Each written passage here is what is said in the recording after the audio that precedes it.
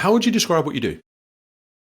What I do, the best way for me to describe that, Pete, is I I'm really good. I'm really passionate about what I do, and I would say that I'm giving information over, and I'm making people more aware, so they can do a better job in the future. So we first met at AFSA, which for people who are familiar is the Asian Fire Service Association. There's a number of great speakers on there.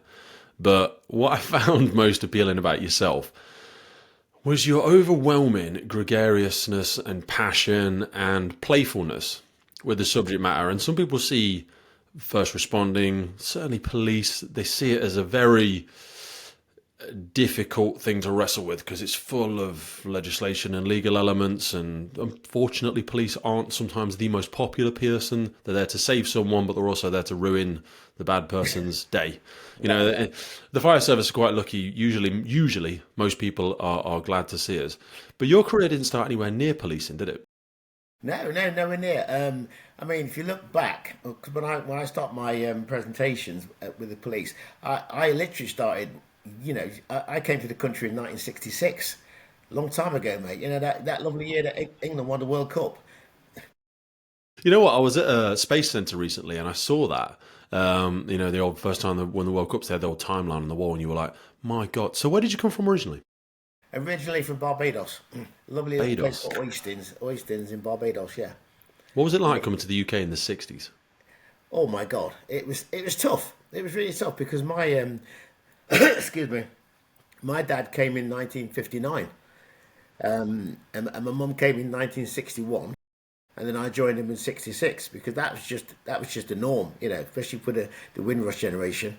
That was just a normal thing. Parents come over first, then send for the kids. But my dad had a bit of a shock to his system when he arrived because of all the racism they faced, especially in London. It was really tough for him, really tough. So for me, I had to adjust. So coming in '66 for me, I actually remember going to school, to primary school, and the first thing I noticed, Pete, was all the lessons, the work they gave me was so easy. And I went home and I took my homework home, and my mum looked at it and she was disgusted because we Barbados. Give you a quick example. We are fifth in the world for literacy. The UK is 15th, so we're fifth. Basically, I was 2 years ahead, and my mum marched to the school and knocking on the head's door and said, "Hang on, what's this?" And he said, "Oh, that's what we do with all the kids from the Caribbean or whatever." And my mum was living. And they gave me a test, and I got 100% of this test, so they put me back up to the classes I should have been in. So that was the first sort of like shock that we were seen as different. So Why do you think there's such a strong work? Because you do hear this a lot from, in fact, more important question, because myself included, explain when people refer to the Windrush. Just unpick that a little bit for us, because so many in my generation, including myself, won't be familiar with a lot of this. I think when we talk about inclusivity and racism and stuff now, to some of the younger generations, it's like we're speaking a different language because it is. I've been raised around an enormously multicultural society. I'm not going to be one of those people that says, "Oh, I don't see color," but I don't see people as different. I'm like, yeah, you're taller, you're shorter, you're white, you're black, you're this, you're that. But it's almost one of the comedians' lines when they always say like, "Oh, when did you come over, Nige?" And he's like, "Well, I was born here, 10 years That's ago or it. something." But it's always that thing. I'm not fresh off the banana boat, Dave. I forget who that guy is. He's really really funny. I think he's an Indian comedian. Anyway, what was the Windrush?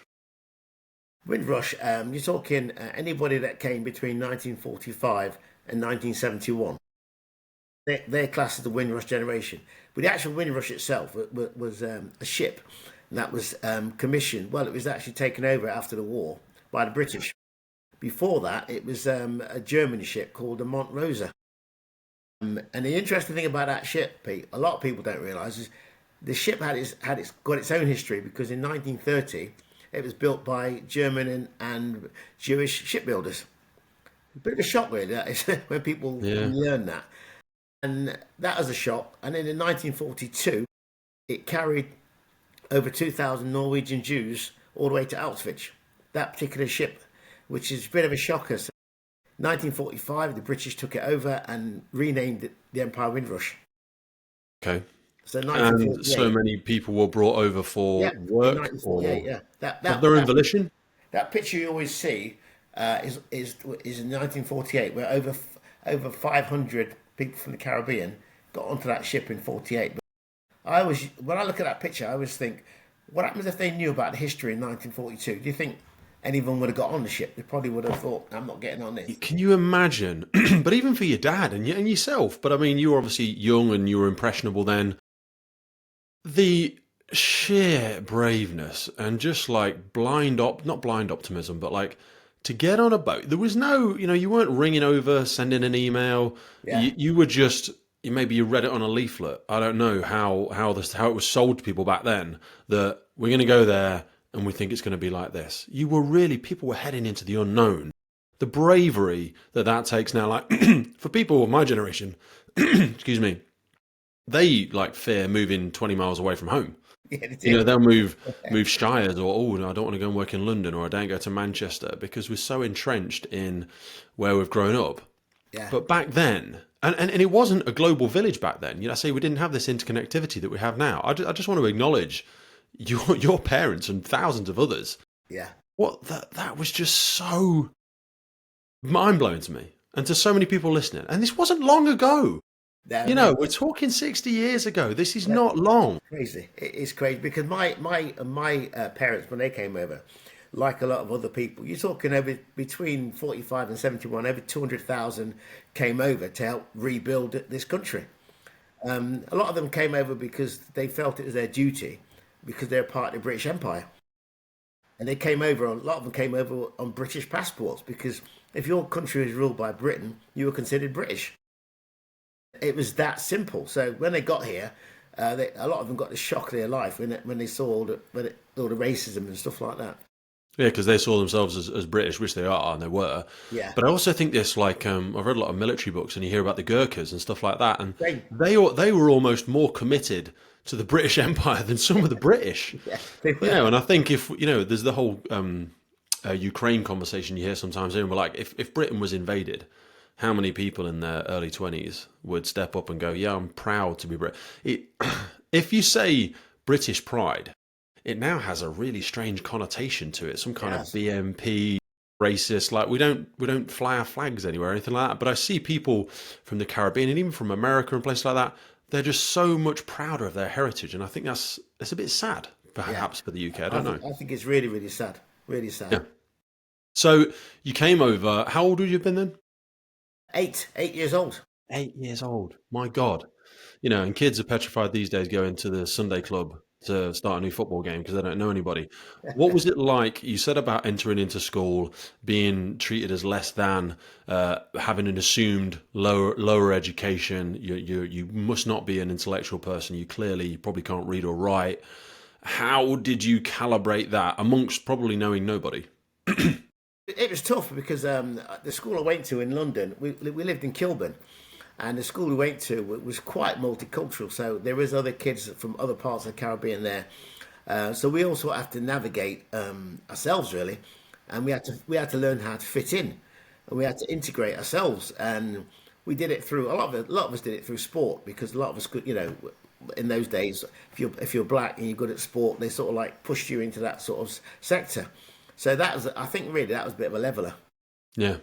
But that was So when did you start to feel like you were more a part of the society, and then sort of take us on to what you decided to do when you left school? when I left school, my passion was art, graphics and art. So I wanted to be a graphic designer or engineering. In fact, I tried both of them when I left school and didn't like them at all. I ended up working for Royal Mail, which is amazing. I thought I'd do a year for Royal Mail while I was making my mind up. Ended up doing 13 years for Royal Mail, 13 years, which is incredible. 1992, I thought, you know what, I want to do something different. Completely, family life changed, circumstances changed. So I decided I want to be a teacher. So I went back to college, did one of those lovely access courses we used to do. Did the access course, and then started university in 1993.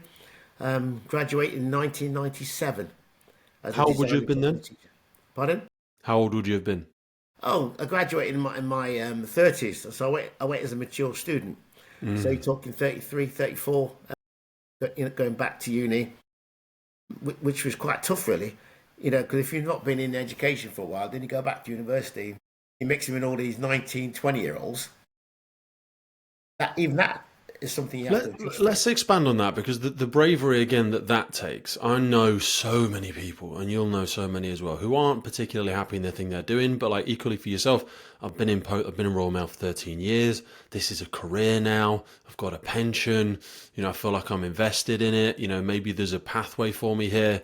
To I think a lot of people had this during COVID as well, actually, where they're like, I don't think I enjoy the thing that I do. And it's a horrible realization. And I have this sometimes with people in the first responder community because it becomes so much of their identity as well. Yeah, Police, firefighter, definitely. doctor, paramedic. What did it take for you to go, this is, because again, people have this in relationships, they have this in jobs. Sometimes it's not bad enough to stop doing it, but to immerse yourself back into education in your 30s. When you're in your 30s, I'm 35 now, and I look a lot older. You kind of feel like you should have your stuff together. You kind of Yeah, I feel like, think, well, I I'm think kind you're of an right. adult now. What, I'm going to go back to school. You kind of have to raise your hand and admit that, you know what, I'm not the same person I used to be. I think that's massive, and I think well, I just want to just expand on it a little bit because I think it's something that a lot of people probably flirt with in the evenings when they're talking to their partners and they get into bed and they go, you know what, I hate this accounting job. I don't think I want to work at Tesco's anymore. Maybe I don't want to work in the fire service anymore. I don't know. Like, how did you get to that activation energy?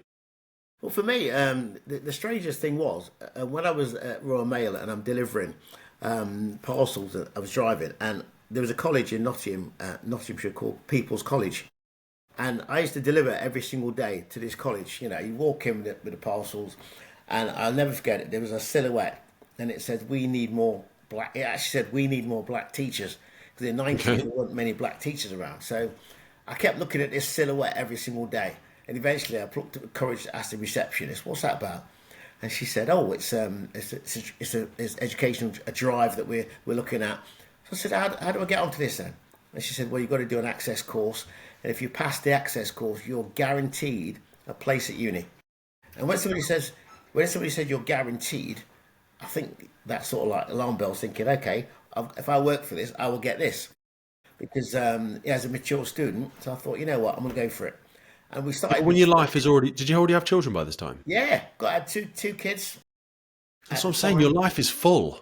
Yeah, it was When definitely people say, "Oh, full. well, I'm just going to take a university degree in the evenings through Open University or whatever," Yeah, okay, it's what on incredible. top of everything else you've got going in your life? And I think also, that maybe if they're transitioning into a new career, like when people come into the fire service, oh, I'm going to go on an apprenticeship wage. I'm going to go back to 20K at 30 years of age. the interesting bit was, mate, I sometimes you forget about all the things you do. Is that I was still at Royal Mail at the time, and when I asked the lady if I go on this access course, do I get paid? And she said, no, you don't get paid. So I said, okay, so it's the whole year. So I went to Royal Mail, went to my boss, and he said, okay, if you can start at 5 in the morning and till 10, just do a first a first delivery, we can help you. So college started at 9:30. So I knew if I do this, what I would my plan was in my head, start at 5, literally get out on the road by 7, and literally jog all my way round so I can get done early. So I finished at 9, and luckily at the end of my round was a lovely friend of mine. She was on maternity leave, so she would have my breakfast ready for me. She'd have her bacon. Yeah, she was brilliant. So at 9 o'clock, and then at the time I had a really old, the classic VWs, the Yeah, campers. The VW, I had one of those. So mate, they're 9 o'clock. worth loads now. Beautiful Oh cars. God, yeah, mate. Wish I'd kept it. So I would get changed in my camper, get changed in my college, jeans and then she'd give me breakfast, and I'd get to college at 9:30. Evenings, I was DJing then, because I was a DJ as well. So for me, that's how I made it pay. DJing 3 or 4 nights a week, and college, but getting up at 5 every morning. Well, starting at 5, so you have to be up for 4 o'clock Yeah. in the morning to get to work at 5. So some nights I weren't getting home till 2 DJ.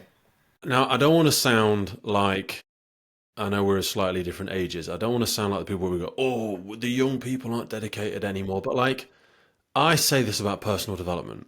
Like, so we'll make it local for a second. Like, I run this thing. I run the podcast. I get invited to a bunch of different things. I am not the best firefighter in the UK by a country mile.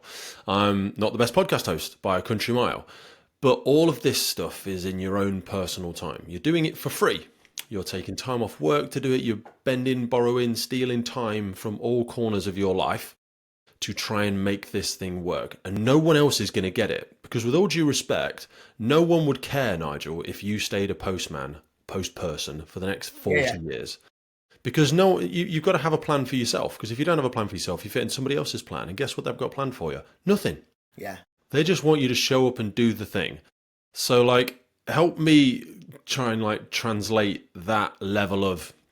I mean, are we calling it dedication? Are we calling it discipline? Are we calling it hunger? I always say like stay friends with the hungry and the bored, because people are bored of the way things are and they're hungry for change. They're really, really exciting people to spend your time with. They can be exhausting. I know I exhaust my family and anybody. I think if I didn't have the podcast, I'd be far worse, because this allows me an excuse to have deep conversations with people so I don't annoy everybody around me. But like, talk to me about what kept you going through that period of time onto this next career of your life. I think what keeps you going is that I love change. I love trying new things, because even with the DJing bit, I started DJing in the '80s purely by chance, because I worked for Nottingham Forest. Brian Clough, when he was alive, for 12 years, and that came about because there was a mate of mine who was the DJ at Forest for years, and he wanted a weekend off, and he couldn't get anybody. He never had a weekend off for ages. He was going to London, so I said, I'll do it. I'll do it. He said, have you DJed before? I said, never in my life, mate. So I actually had an hour's lesson with him. And in those days, you had the decks. You had the Yeah. decks. You had to learn how to mix and things like that.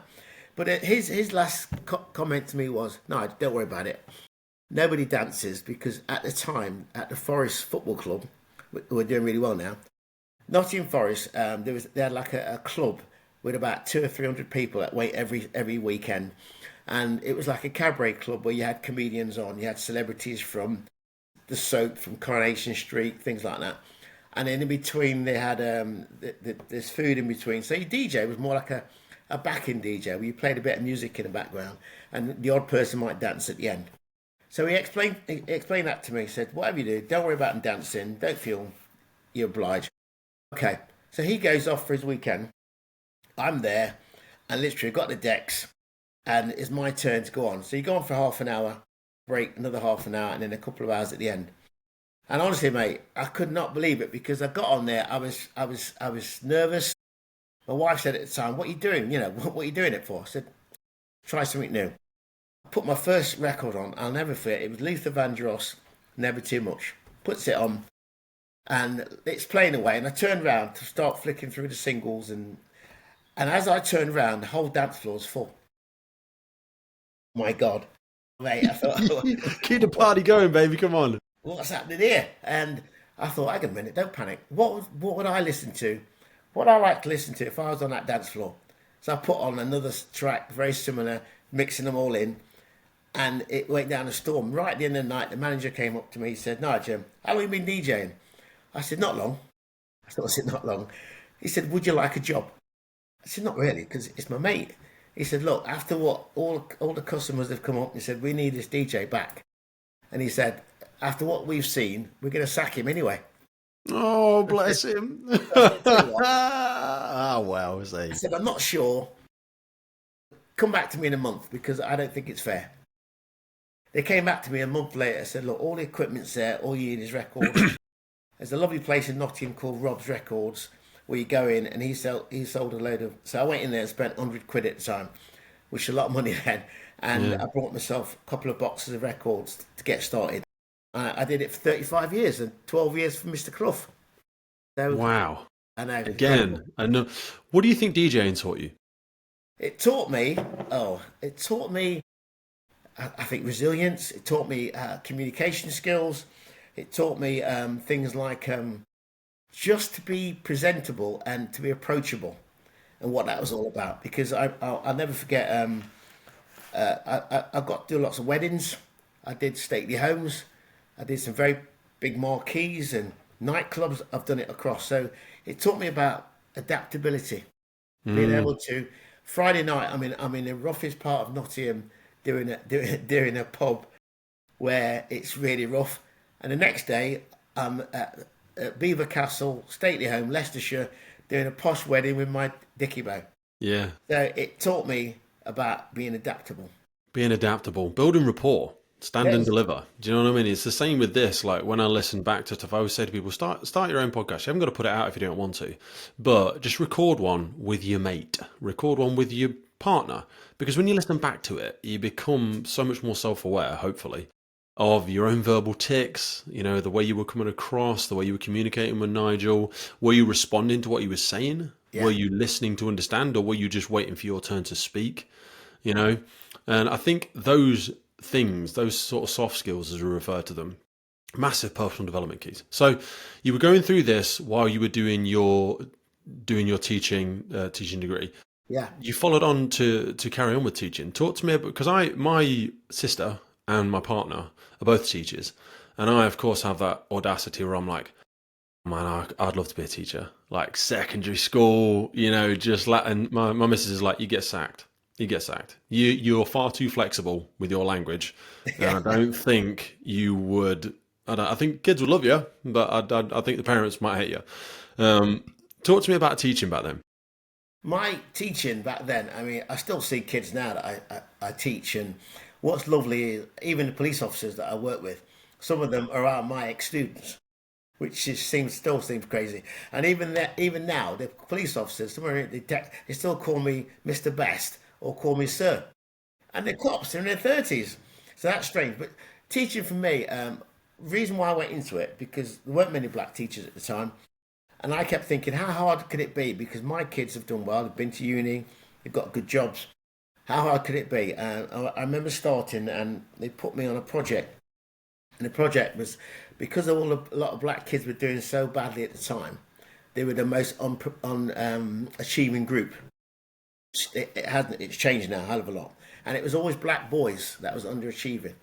So they gave me a group of lads to hopefully raise their attainment, and I did it. And we had Channel 4 come, we had the Times Z come to look at what we did. And all I did was literally, I got involved with the parents. And I had about 15 boys. In fact, Nottinghamshire in 2006 got us to School of Distinction Award because these boys achieved 85% of them. They achieved 85, something like A to C's, A to C's, which I think they were predicted E's and F's, and all of them got C and above. So unpick that a little bit more for me. What was the change in it? Because like I've read a few studies around, you know, you give a teacher a class of students, and if you tell the teacher these students really, really struggle, they're not very high achievers, it's almost like we act into the expectation. It's the expectation effect, I think is what they refer to it as. Whereas if I said, I give you the same group of kids and said, these are absolute, make sure you've got a bit of a stretch lesson ready for them because they're real high achievers. They will churn through this work. Same group of kids, different story, different outcome. Like, how did you begin to work with people that were perhaps a little bit lost, perhaps no one believed in them, perhaps everyone expected them to be a loser or a criminal, or I mean, I know you say you just involved the parents, but try and help us unpick that a little bit more, because again, I always say, and again, not to stereotype people as criminals, but anyone that finds himself in a bad place in society, they've usually also still got a massive amount of drive. Like prisoners are fantastic problem solvers. You know, criminals are really not diverse thinkers. And if you can apply that, like I'm a recovered addict. I used to inject lots of drugs in my teens and went through recovery in my early 20s. Addiction is just a character trait. You apply it to the right things. It's like an open hose. You can't switch it off. You just need to apply it to the right stuff. And it can be very, very, very useful. It's like a secret superpower. And I think about that with children that get themselves wrapped up into things that perhaps don't align with the values of society or even their own values, but it's just misapplied energy and passion often. But cracking that or turning the ship on that passion and directing it as something productive that's like the impossible problem that I'm sure all educators and many people in society are trying to crack. For me, I remember one of the first things I did was you gotta get some sort of relationship with the kids. You gotta they gotta trust you. And I remember getting them all together, sat down, and I told them what we were going to do. I told them what we're going to do. I said, I know all of you are predicted quite low grades. I said, but we need. I think you can all do well. And the reason when I say get involved, getting parents involved, I invited the parents with the child. It was an evening event, and they all sat there. We even put on a bit of food for them. We put on a bit of Caribbean food, things like that. So that made them feel a bit more valued. We've gone the extra mile, and we just made it quite informal. And I told them exactly where they should be. Talked about. I even talked about my life. I talked about when my parents came over. So I gave them all that. So I made it personal. So I gave them talking about my own kids, how my kids have done, and maybe I think some of them felt a bit like after listening to me that maybe they were a bit too soft with their kids and they allowed the kids to do probably too much. So we unpicked all that and we just set some boundaries and we set some rules and we're gonna meet on a regular basis and each child had like a report card and I said to them if you are struggling you've got other people now in the group. Some of them didn't even know each other. The only link they had was they're either black or mixed race. That was it. And a lot of them had not even, and they became friends. They became friends after that. And we took them away on a trip as well, and just to get them bonding, things like that. And we used sport, we used football. We did so many little activities with them, and it was really inspiring. Even when we took them away, we took some parents with us as well. So some of the police came with us. We had a really good mix of people. We took to like an outdoor pursuit centre where they stayed overnight for 2 or 3 nights. It was just brilliant. And when it came down to the GCSE exams and when they outperformed a lot of other teachers were in shock. That's why we got this award in 2006. I think it's a bit of a tenuous thread, but the reason I ask as well is because I try and apply that concept to the way that we deal with recruitment. So whether it's recruitment in policing, whether it's recruitment in the fire service, like when we have this group of diverse individuals, different ages, different backgrounds, there's the whole storming, norming, reforming and all that sort of jazz. Probably got them in the wrong order. But like bringing the group together, I think there's a lot to be said for involving the families because when you embark on a career in the emergency services, I know that it's like teaching. They say it's more, I think they should do this for teachers actually. Now is another good point because teaching, similar to first responding, it's more than a job. It's a vocation, isn't it? It consumes so much more of your life. You're doing inside the job, outside of the job, and also the things you onboard as part of it. So as first responders, the trauma, the difficult hours, as a police officer, the way that they're treated, onboarding all of that, the lack of sleep for teachers, bringing all of the challenges home. My missus regularly comes home and has to unload about a certain class or a way that she was treated or how she, had to wrestle with the way that she was engaging and speaking with this kid, a bit harder, a bit softer, all this sort of jazz. And I think if you can bring the families along, because there's nothing worse, and I see this with paramedics actually, and police isn't getting much better to be fair, short careers. People get into it, they spend 2 or 3 years training. Some of the fire services might spend 2 years training. We've invested all this money and time. But because it's so difficult for them, because maybe it doesn't, mesh with their family life, they drop out of the job. Other people don't understand it. Their family don't understand why they're doing this extra application, all this additional work they have to do for it and all this sort of stuff. So I think there's a lot to be said for that. And I think a lot of the great stuff that we do in schools, problem is we leave it at schools, even so far as when you said you made yourself personal, you spoke about your own background. I think that's something that a lot of teachers and instructors, instructors and people that teach in the emergency services and training schools should be doing so much more of. We have this idea of professionalism where we should all become homogenous, just cut and copy paste of each other.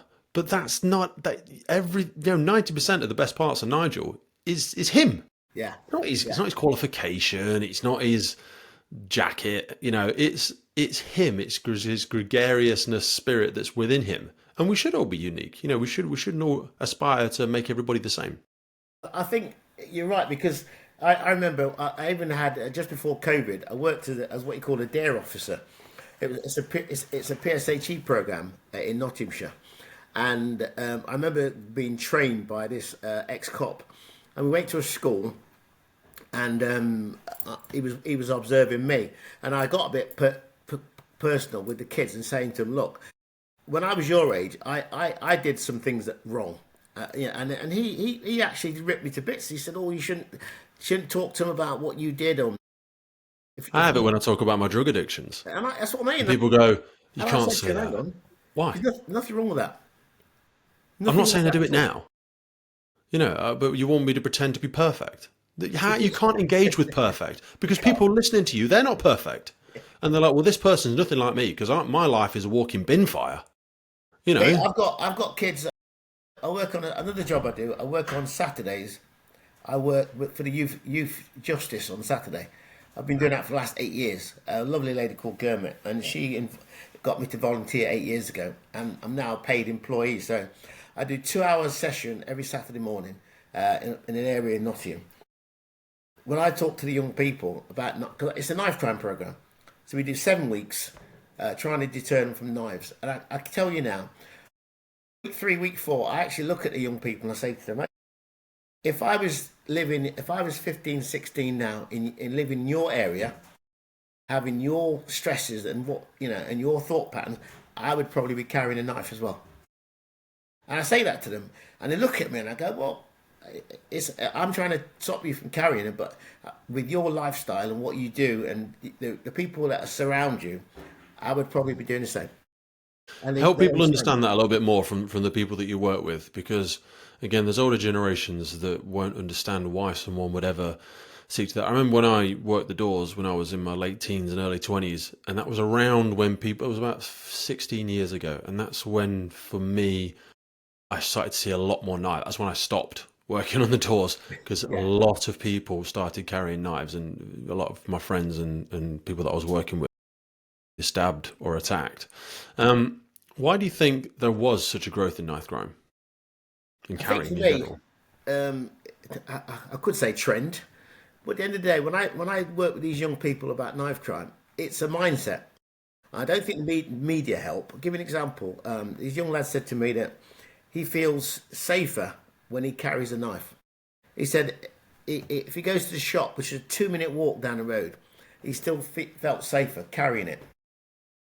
And I used to say to him, "Well, that's more like paranoia, because at the end of the day, you are safe. You know that shop.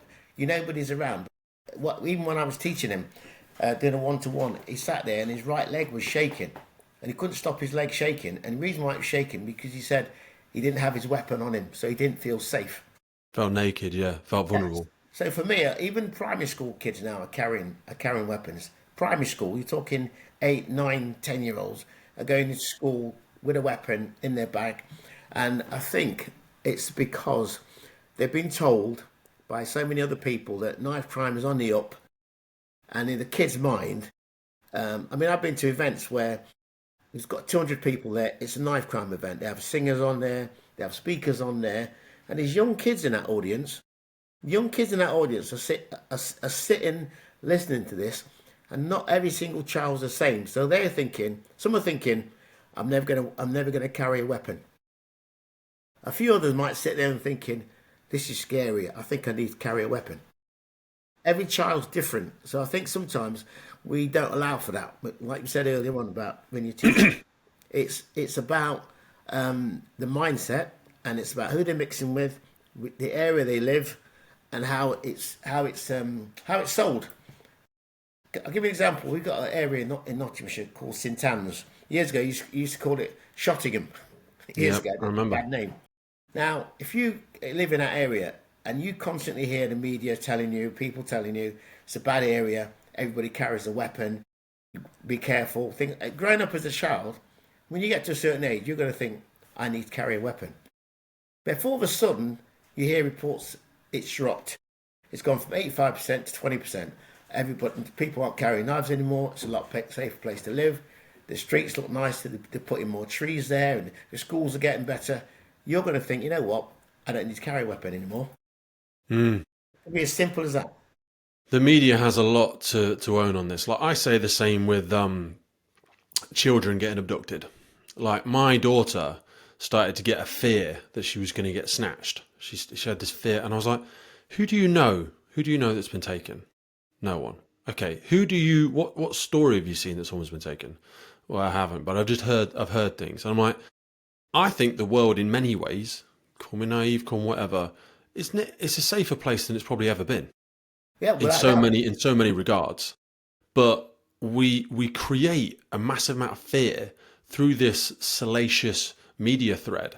I mean, like this podcast, we never slag anybody off on it. We don't talk about the big disciplinaries or the person that's stolen something. There's plenty of bad stories going on in the emergency services if you wanted to talk about them.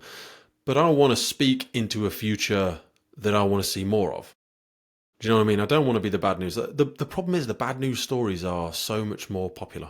Yeah, You know, they're without always doubt. news headline. I can't even watch the news. I just think they've been caught lying so many goddamn times. It's painful to watch it. You know, even with some of the It is recent painful. bombings and stuff, and you're like, well, that didn't even happen. And then they don't come out and apologise for it. But you've created so much fear within that person. Is there an element here about we had Ben Pearson on the podcast recently, who was the star of Channel 5 Interceptors.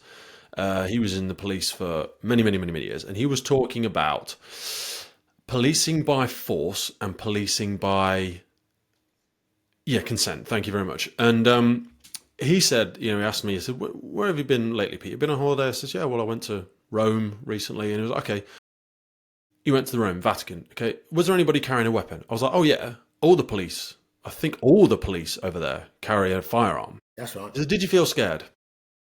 No, actually, I felt safer. Because, like, when the Americans say more guns, or more people get shot, or something like that, when we acknowledge, and to bring this back to our conversation, if we acknowledge that a lot of people are carrying knives, but we don't empower our police, and I'm not saying people should go out on the streets and go, oh, that it needs to be a fair fight, but I think I don't have faith that if someone were to come and attack my home now, I'm not sure a police officer would turn up very quickly, because I Probably know the right. police in this local area, and there might be one or two of them covering a very, very large radius of this area. And that therefore encourages people. And even if I rang them and said, there's this person standing in my driveway hurling abuse, saying they're going to come inside and do something, unless they come inside and do something, and again, I don't want us to start throwing stones at the police, but just help me unpick that a little bit around policing in general. And in fact, take us back. How did you get involved in policing? Because this was again part of the conversation that that I first heard from you. You're talking just after COVID. I was I did this thing called Dare. I told you I was a Dare officer going into schools. So basically, we were furloughed, and because the police put so much money into Dare, we were asked if we could volunteer. So I volunteered for the police because the chief constable at the time was a friend of mine. He still is. He's gone to West Mid now. So basically, I volunteered for the police, and I was in the careers department. So I volunteered in the careers department, and they were really struggling going into schools, and they couldn't get into us. They couldn't get into a lot of schools because schools said we don't want the police. But because I was a former teacher, I knew that society of schools. So I knew the head teachers of schools and heads of year, so I could get in quite easily. So I went in there, but I did it differently. They would go in and sort of lecture. Mm-hmm. I didn't. I'd walk in with a big hold all, right? And this hold all contained uniform, helmets, hats, handcuffs, stab-proof vests, things like that. And I used to get the kids to try stuff on. And because I know kids like dressing up, and we Yeah, go of into a course we do. girls' school, and the girls are putting all this gear on and Instagramming it and things like that. And it got them talking. So I did it differently. And about a year and a half ago, after doing careers, they asked me to write this program about black history, especially around the policing and how black people were treated in the 70s and 80s. Well, for me, I grew up in the 70s and 80s in London, so I could tell them all the things that I went through. So I wrote the program for training school, gave it to them, walked away, and then I got called back in by the chief constable at the time saying, we'd like you to deliver this program. So I literally looked at her at the time and said, yeah, I can deliver it. I said, but I can only deliver it till December 2023 because I'm retiring. I'm semi-retiring. I'm going back to Barbados for a while. And she looked at me, yeah, really upset. I said, is there a problem? She said, yeah, but I wanted you to train all our police officers, all our staff. You're talking 4,000 people in Nottinghamshire, but you're leaving. So anyway, she persuaded, to cut a long story short, she persuaded me to come back. So I set up my own company. It's called Best Practice. I started that January 2024. It's still going strong. I'm now working with three forces: West Mids, British Transport and Nottinghamshire. So for me, the training I do, every single one I've done 3,500 people so far. 3,500. Every single one of them, and I'm not just saying this, have walked out my training or room with a smile on their face. And they've all come up to me at the end saying, I was dreading doing this. I thought we were going to get another bashing. But walking out, your training is different. That's what makes it different. He said, the way you present, you don't make us feel bad about ourselves. Mm-hmm. I thought, wow, that's it's a pretty good, that's a nice compliment. Yeah. I can relate to that. Like you say, whenever we get a lot of equality, diversity, inclusion, education around societal challenges, it does feel like this unseen privilege thing where you feel like you're supposed to apologize for existing. You're like, Pete, you're a 6'5" white male. You're everything that's wrong with society. And I'm like, okay, what am I supposed to do with that? Apologize for existing? Like, why do you think this type of training is so very much needed, and why people take such value from it? I mean, I think it's needed. It's funny we should say that because Mr. Trump in America is now getting rid of any diversity training whatsoever. He's getting rid of it all, which makes me smile. I Yeah. think it's needed because it's a bit of an understanding and awareness. Because when I do my training, especially if it's personal to me, like we talked about earlier, I talk about how it felt for me in the 70s and 80s, growing up in London, stopping you on the street, arresting you because you look suspicious. And that came under a law called a sus law. It was called a suspicious law in the 70s and 80s. And that sus law, when they unpicked it and looked at the data, 85 to 90% of the people stopped and arrested on that law were black or Asian. And thank God they got rid of that particular law. So when I talk to them, I'm talking from a personal point of view. Even my kids have been stopped where they've gone to the bus stop across the road from the house and the police cars pulled up and asked them what they're doing in the area. And my son will look at them and say, because I live over there. So it's all about real life experience. And I think that's why it's needed because not every police officer will probably need it because like you, Pete, if you've grown up in a diverse society, you probably get it. A lot of police officers might have lived in a village, might have never come across any black or Asian people. They're the ones that need it. The ones that might have a bit of experience of it, sometimes have forgotten it. And the analogy I would probably give you is that one of my neighbours across the road, he's a great guy, he's a plumber. And he said to me, when he was a plumber, every 5 years, you've got to go for training to become Corgi registered. If you don't do this it costs £5,000 at the time, it's probably more now. Every 5 years, you've got to make sure you've got money to update your Corgi. Now I'm thinking, wouldn't it be great if everybody did that? Every 5 years or less, you go and do some training just to switch you back on, sort of thing. Yeah, And I 100%. think that would work. So, what do you think are some of the biggest challenges facing policing now, given that you work? I know you do a lot of leadership and development work as well, which is something I'd love to ask you about. But what are some of the biggest challenges we're facing now in terms of recruitment? Because, selling it, I think, is one of the biggest challenges. And we have this with the fire and rescue service. So maybe I could ask that question in two layers is, what's the value of being part of the first responder community? And what do you think some of the challenges we're facing around getting diverse people into the community? For me, getting diverse people in the community. Get the example I can give you. I remember going into a college, a couple of years ago, wearing a police uniform, and we got a lot of hostility. And I remember there was a couple of black kids at the back giving it all that. And I actually said to them, look, if you want to change it, you have to be part of it. We can always moan. We can moan all day. But at the end of the day, if you want to change it. So anyway, I convinced this young lady to come into training school with me. And I gave her a whole tour of the headquarters. We went to the dog section. We went to firearms. We went to the control room. And I gave her a whole tour. And she was completely gobsmacked. And it turns out that she found out I was from Barbados. Her dad's from Barbados. So we got chatting a bit more. And I really gave her the personal touch. And I said to her, you would make a really good police officer.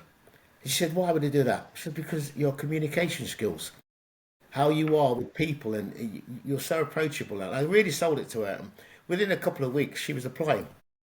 She's now in her second year of the PCDA, which is Police Constable Degree Apprenticeship. She's in her second year. She now goes into schools. She brought 6 other people with her in the last year. Mostly black or mixed race girls she's brought into our force. Now, for me, big challenge is recruiting, but I think we need to sometimes, because what happens is you get a lot of black officers, they join the police, they're in there, but sometimes they forget about, okay, I'm in now, so maybe I should be bringing more. You know, it's a bit like, I remember Jamie Oliver doing this something years ago where he was cooking into different areas, especially up north, and it was called Pass It On. It was called Pass It On, and I'll never forget it. And his way of, if I teach one person to cook who doesn't cook, he used to say to them, pass it on to somebody else. It's a life skill. Yeah, and I think that sort of thing we should be doing. A lot of black officers out there could easily do a bit more. Because sometimes people get to a job and think, I'm here now. I don't have to worry about anything else. I made it. And I think that's where we're missing that. Total transparency, that's one of the reasons I started the podcast. This is the thing I wish existed when I was trying to get into it, because I couldn't really find out much about it. Unless I was brave enough, which luckily for me I was, because I was a big, strong, white, young man. I was brave enough to go down to the local fire station and ask some questions. But a lot of people won't. You think a lot of people can voluntarily go to a police station and ask, can I come inside? You might not let me out again. You know what I mean? You might ask me questions about, have I got a criminal record? You know, all of this sort of stuff. The other thing about it as well, I don't know, the other day, I was talking to, when I was doing some training in Birmingham, a young lad came up to me at the end, a mixed race lad, never forget, his name's Sam. And Sam said to me, the chief up there, who's our old chief, has come up with a new scheme for senior leaders to mentor black police officers and mixed race police officers. And he said to me, I don't like the idea. I don't want any help. I don't want any help. I've never experienced racism all my life. I don't need the help. We should get it on my own merit. And he went on off at a tangent. And I stopped him. I said, look, mate, the problem, if you haven't experienced racism, you're just starting your job as a police officer. You haven't even been out in the street yet. So he will experience it whether he likes it or not. I said, the problem is, Sam, not everybody is like you. There's going to be black officers there who might have experienced racism all their life. They've come into the police to try and change it. Your chief is trying to support you by saying he thinks it's a great idea. And I'm not sure if you heard about the project. It's where senior leaders mentor the black officers and black officers mentor the senior leaders, like reverse mentoring. Yeah. And he's come up with the idea. And I said to him, that's a fantastic idea. I said to him, you're moaning about it, but you don't have to do it. If you don't want to do it, just send an email saying, I don't want to be part of this. Part of it, yeah. I always think it's the difference between equality and equity. And what I mean by that is equality is giving everybody the same opportunities. But if I turn up for the have a go selection day and they go, Pete, I know you're a size 13, but we've also got size 11, 12, 10, 8, 7, 6. And I go, why have you brought a load of size 7 boots? You know, I mean, what's the point? I don't need size 7. You might not, Pete. But if we just gave everybody a size 13 boot, a lot of them aren't going to perform very well. They might feel inferior. They might not be able to. And I know it sounds like a facetious, silly example, but I say for people, you might not need it. That's fine. But what we're trying to do is bring everybody up to the same level to give them the same access and the same opportunity. So for you, it will be irrelevant because you don't need it. Like on my computer at work, there's read-write software. I'm not dyslexic. Yeah, actually, I do love dictating with it because it's a lot easier than typing. But for somebody, they'll go, what a waste of money. You know, and I know, again, that might be a facetious, silly one if you're not neurodiverse and you go, well, obviously some people aren't very literate. It's the same thing. You're not giving somebody a leg up. You're trying to help them get to the start line Yeah, that's what it is. because they're coming in with all of these, and I think of this with girls and women coming into fire and rescue service. They feel like an imposter from day one. You know, I'm not a big, strong person. All the pictures that I see, all the people on the firefighter challenge stuff, all the calendars I've ever seen, big, strong white males. I'm going to fail at this. You know, there's a thing that the women in the fire service say, you've got to see it to be it. And they do a lot of reverse mentoring with senior leaders that help women just access the same abilities. Because there'd be nothing stopping me wandering into the next office and just asking Nige for a bit of advice on my application because I wouldn't think twice not to do it. It's as They simple wouldn't. as that.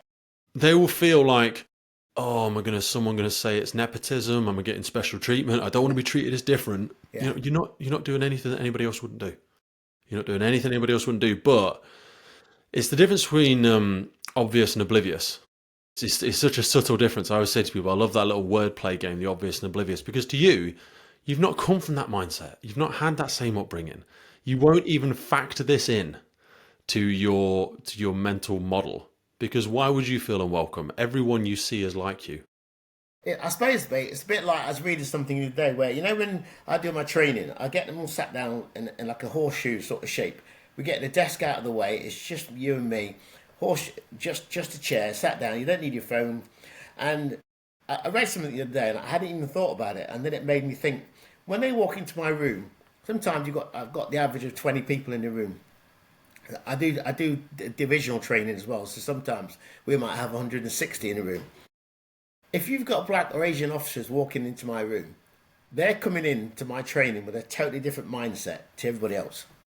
And I hadn't even considered that until recently. And I kept thinking, they're coming in with a different mindset. Some of them come in with a mindset of they know already a lot of stuff I'm going to be talking about. But others come in and they haven't got a clue about black history. They haven't got a clue. And I'm explaining to them. And even the ones that know a lot will take a bit out of it. And it's nice for them, it's refreshing for them to hopefully me sort of like rewiring them sort of thing. Yeah, 100%. I always think the same with uniforms as well. And we're not going to go too far down this rabbit hole because I want to be respectful of your time, but I've got a big thing against white shirts in organisations. And I wear a white shirt now. I hate it. Yeah. I fought for about 3 years to not wear my white shirt until it almost became a performance and capability thing where they were like, we've issued you with a uniform, wear the uniform. Stop being a dick, basically.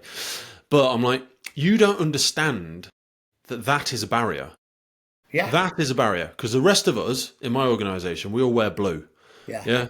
Everybody at firefighter, crew manager, watch commander, they all wear blue. Blue t-shirts, blue trousers, blue fleeces. Yeah, because we're the grafters or whatever. Other organisations like us visited Staffordshire recently. Or everyone, all the way up to the chief, they wear black t-shirts. They just have a name badge. Yeah. I think a white shirt is a barrier. A white shirt and a tie screams authority.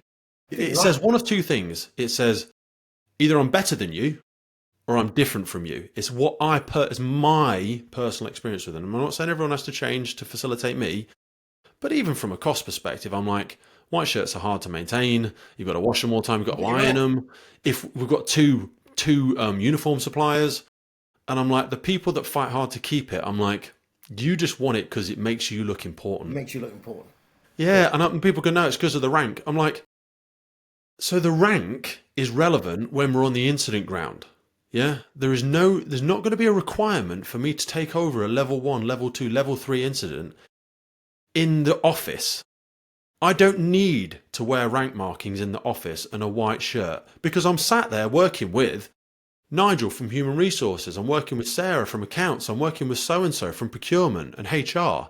They don't wear a white shirt and a rank because it's irrelevant. Yeah, but it acts as a barrier in all of these meetings, just these different engagements, these different environments. And that's the thing with our command and control structure. Sorry, I'm dragging you down this rabbit hole. No. I know exactly. I think it's important, and I think we just need to get rid of them. But I think people are so romantically linked to it. But anyway, it's those unseen barriers, isn't it? Well, all our senior leaders in the police, like you said, all wear white. the white shirts and they've got all the pips, things like that. And you're right, it is a barrier because when I go into a school and the kids say they hate the police, I said, no, you don't hate the police, you hate the uniform. Yeah. You don't know that person. That person behind the uniform, if that person walked past you over the weekend and he's shopping with his wife, you wouldn't recognise him as a police officer. He's just got a pair of jeans and perhaps a hoodie on. And sometimes it's, you have to sort of get that over to young people when you're Yeah. trying to recruit as well. And that seems to work as well when they actually understand that. 100%, mate. 100%. Like, I want to be respectful of your time. Before we wrap it up, firstly, what's the best place to go for people to find out more? We're going to drop some links below here, probably one to your LinkedIn, but how would you prefer people communicate with you if they want to find a bit more information, if they want some support or assistance with the work LinkedIn's that you probably do? the best one. Yeah. Definitely LinkedIn because with me sort of like semi-retired, I don't need a website. I don't need stuff like No. that. I just Reputation. think it's just face to face or list LinkedIn, and then I can give them a call or send them a message, things like that.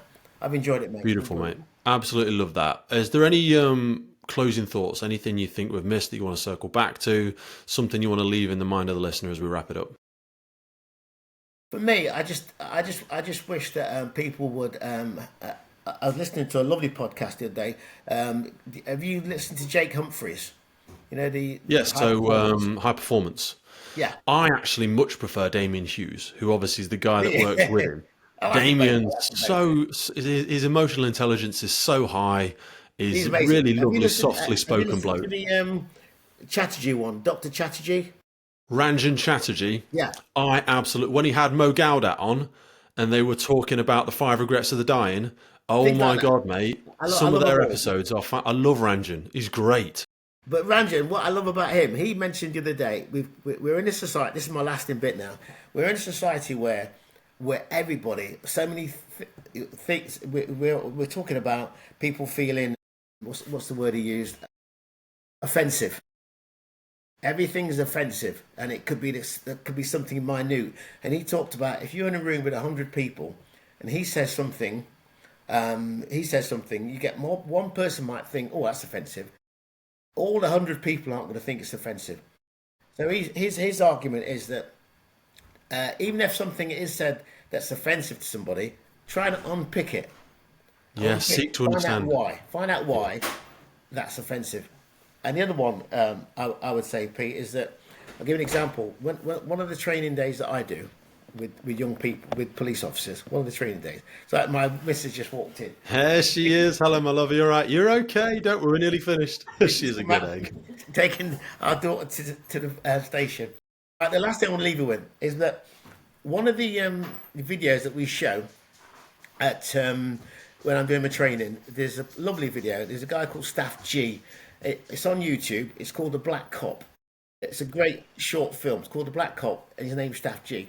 And what Staff G talks about, when he's 8 or 9 years old, he is with his mate, his white Irish mate, and they're running down the street, and they see a police officer walking towards them. And his white mate runs up and he says to them, "Hello, Mr. Policeman." And the policeman says, "Hello, young man." Goes into his pocket and gives him a couple of coins. Right? The black kid, G, does exactly the same thing, and he runs up to police and he says, "Hello, Mr. Policeman," and the policeman tells him to go forth and multiply. There you go. You black, and he gives him all the names. And I would love to speak to that police officer and say, "Why did you say that to that kid?" Wouldn't it be nicer if you did that first reaction, if you'd have said, given him a couple of coins like you did the other one, and he said, when the minute the words hit him at a 9-year-old, he said, "That's the first time I realised I was black." And then he said, "From that day, I hated police." Now, where's the root? Why did that police officer say it? Where was he brought up? Who did he mix with to make him think that I can swear at that kid at 8 or 9 years old?